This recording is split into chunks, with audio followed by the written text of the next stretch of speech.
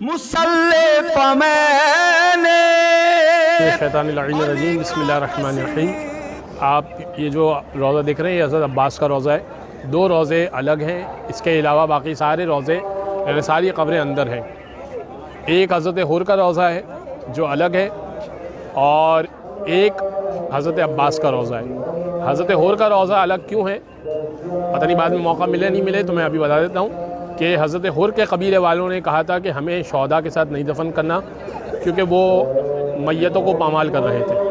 تو حضرت حر کا قبیلہ حضرت حر کو لے کر چلا گیا تھا، اور ان کی ماں نے ان کو وہاں پہ دفن کر دیا، کیونکہ اس سے آگے وہ سواری بڑھ نہیں رہی تھی، اور وہ کربلا کا سمجھ لیجئے کہ اس زمانے کا ایگزٹ تھا، آخری حدود کربلا کی وہی تھی۔ تو حضرت حر وہاں دفن ہے۔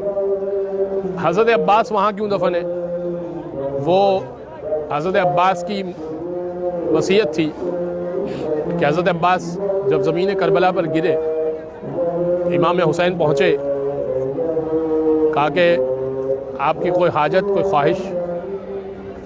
کہا کہ آقا میری دو خواہش ہیں، ایک میرا لاشا خیمے میں نہ لے جائیے، اس لیے کہ میں نے سکینہ سے وعدہ کیا تھا کہ میں پانی لے کر آؤں گا، لیکن میں پانی نہیں لا سکا، لہٰذا مجھے یہیں دفن کر دیجیے گا جہاں میں گر گیا ہوں۔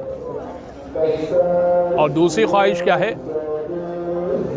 کہا آقا میں نے اپنی ماں سے سنا تھا کہ جب میں اس دنیا میں آیا تھا تو میں نے آپ کو دیکھا تھا، اور چاہتا یہ ہوں کہ دنیا سے جاتے وقت بھی آپ کو دیکھ لوں، مگر مولا میری ایک آنکھ میں تیر ہے، ایک آنکھ میں خون ہے، اگر آپ کو زحمت نہ ہو تو میری آنکھ سے خون کو صاف کر دیجیے گا۔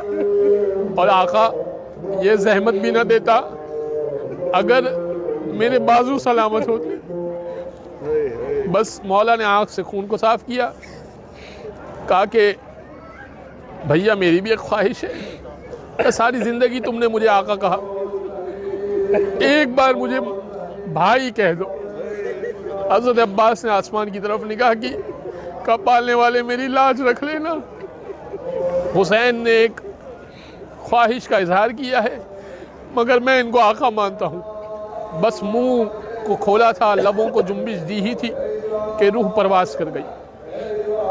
حضرت عباس کا اذن دخول چھوٹا سا ہے، وہ پڑھ لیتے: اللہ اکبر کبیرہ والحمدللہ کثیرہ وسبحان اللہ بکرۃ واصیلا والحمدللہ الذی ہدانا لہذا وما كنا لنهتدي لولا ان هدانا الله لقد جاءت رسل ربنا بالحق السلام عليك يا رسول الله، السلام عليك يا نبي الله، السلام عليك يا خاتم النبيين، السلام عليك يا امير المؤمنين، السلام عليك يا ابا الفضل العباس يا ابن امیر المؤمنین ورحمۃ اللہ وبرکاتہ۔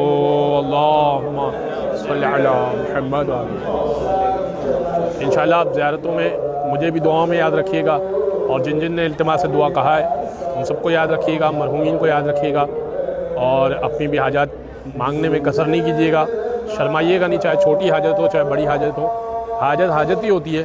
اور یہاں پہ اتنے بڑے در پر آپ آئے ہیں، پہلی مرتبہ آئے ہیں، تو پہلی مرتبہ تو کوئی اتنا دور سے سفر کر کے آئے، اور امکان بھی نہ ہو کہ دوبارہ آ سکے یا نہ آ سکے، تو ایسا تو نہیں ہے کہ ایک عام شخص بھی جو ہے وہ اس کو خالی ہاتھ لوٹائے۔ یہ تو اہل بیت ہیں، یہ خالی ہاتھ کہاں لوٹائیں گے؟ ٹھیک ہے، دعاؤں میں یاد رکھیے گا، التمس۔